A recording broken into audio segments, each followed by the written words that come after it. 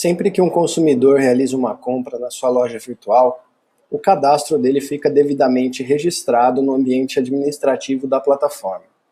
Para que você possa verificar e analisar esses clientes, você acessa Clientes, Gerenciar Clientes. Nessa tela, você vai encontrar uma relação com todos os clientes que já fizeram compras na sua loja e você pode então clicar sobre um desses clientes para visualizar ou então, se necessário, editar alguma das informações que esse cliente inseriu ao fazer o seu cadastro. Em visualização do cliente, você tem um painel com uma visão geral a respeito do seu consumidor.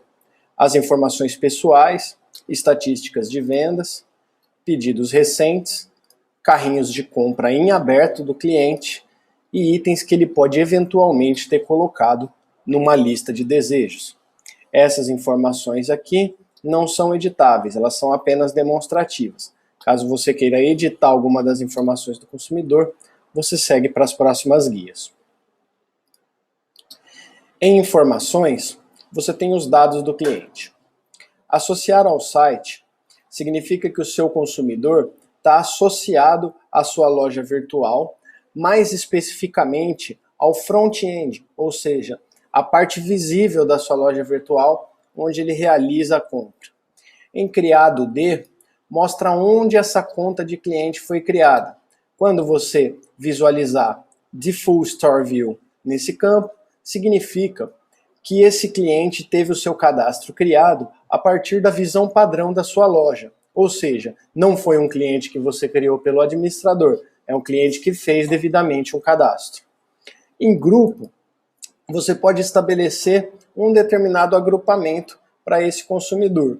Para mais informações a respeito dos grupos de cliente, você pode acessar o nosso tutorial específico a respeito de grupos de clientes. Mas aqui você pode alterá-los. O seu consumidor entra para sua loja no grupo geral e ele pode ter o status alterado. As opções que aparecerão aqui, como nesse exemplo nós temos geral, atacado e revendedor.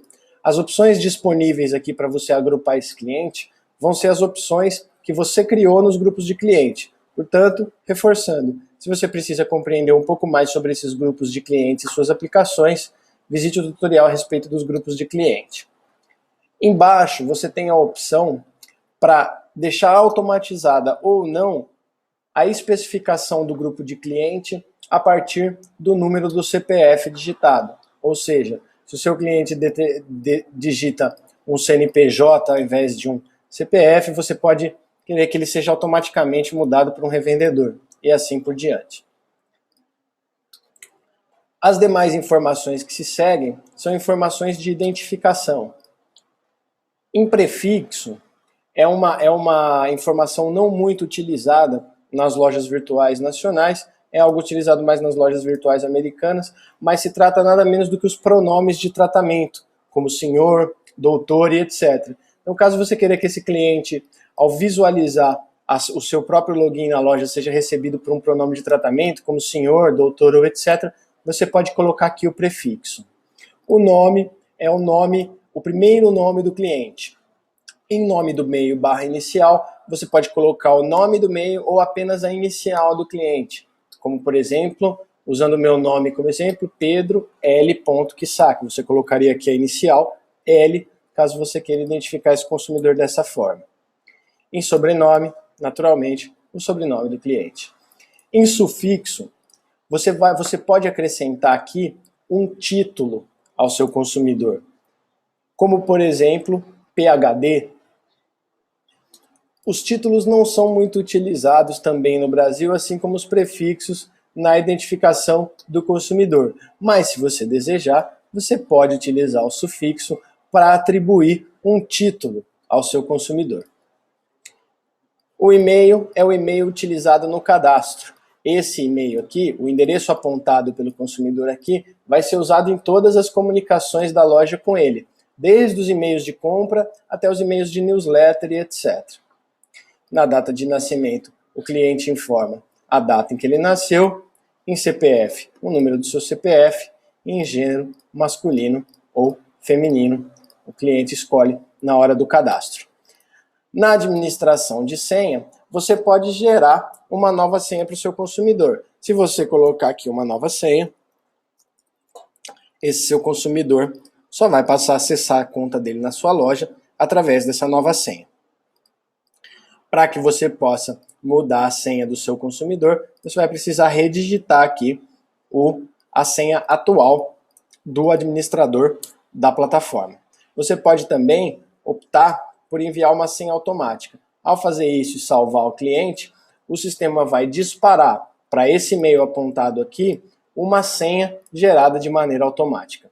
Essa parte você só vai utilizar quando o seu consumidor eventualmente carecer de uma mudança de senha feita por você e não por ele próprio, como uma mudança geral nos seus cadastros, por exemplo, ou uma mudança de uma plataforma diferente para a plataforma BizCommerce, em que você precisa atualizar seus cadastros e gerar novas senhas para os seus consumidores.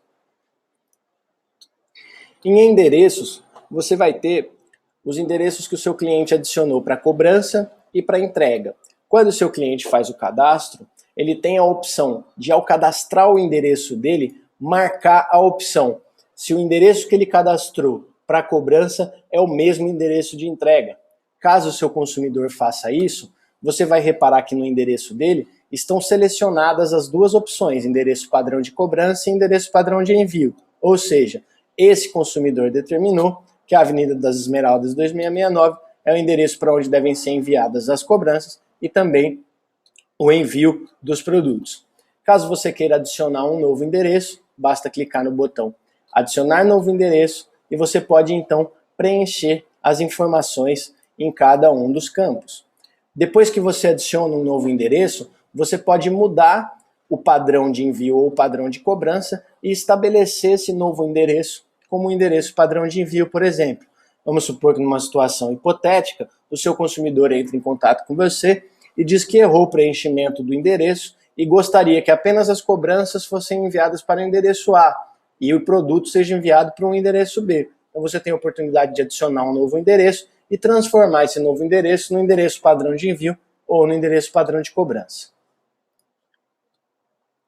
Em pedidos, você vai encontrar uma relação de todos os pedidos feitos na loja virtual por esse determinado cliente. Caso você queira, você pode clicar no botão pedir novamente para que o sistema faça uma cópia desse pedido. Se eventualmente você pode ter uma situação em que o seu cliente, por exemplo, não teve o pagamento aprovado pela operadora de cartão de crédito, então ele entra em contato com a loja pelo telefone e pede uma nova oportunidade de comprar, dessa vez pagando pelo boleto bancário. Para que você não imponha ao cliente a necessidade de refazer o pedido, você pode acessar o cadastro dele pelo administrador e, através da aba Pedido, realizar o processo de pedir novamente. Todos os dados do pedido vão ser copiados e o cliente vai ter esse pedido cancelado, replicado num novo pedido. Em acordos de cobrança, você encontra a funcionalidade de pagamentos pré-aprovados pelo consumidor. Não é uma ferramenta muito utilizada aqui no Brasil, principalmente porque isso é uma das ferramentas muito usadas pelo PayPal nos Estados Unidos. Os acordos de cobrança consistem em pagamentos pré-aprovados, ou seja, o seu consumidor na conta, vou usar o próprio PayPal como exemplo, o seu consumidor vai até a conta dele do PayPal e faz uma pré-aprovação de cobranças vindas do seu website, vindas da sua loja virtual. Quando isso acontece, ao fazer uma nova compra, o seu consumidor vai encontrar como um dos métodos de pagamento disponíveis esse acordo de cobrança que ele já pré-estabeleceu. Portanto, se ele selecionar esse acordo de cobrança pré-estabelecido, ele não vai precisar digitar nenhuma informação de pagamento, porque essa cobrança que ele está fazendo de compra dos produtos na sua loja virtual já está pré-aprovada pelo intermediador de pagamentos, no caso do nosso exemplo, o PayPal.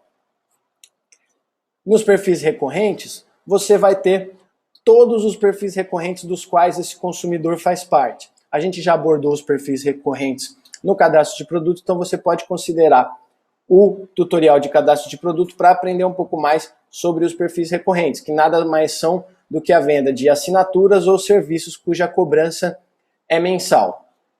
No tutorial seguinte, a gente continua a partir da aba Carrinho de Compras.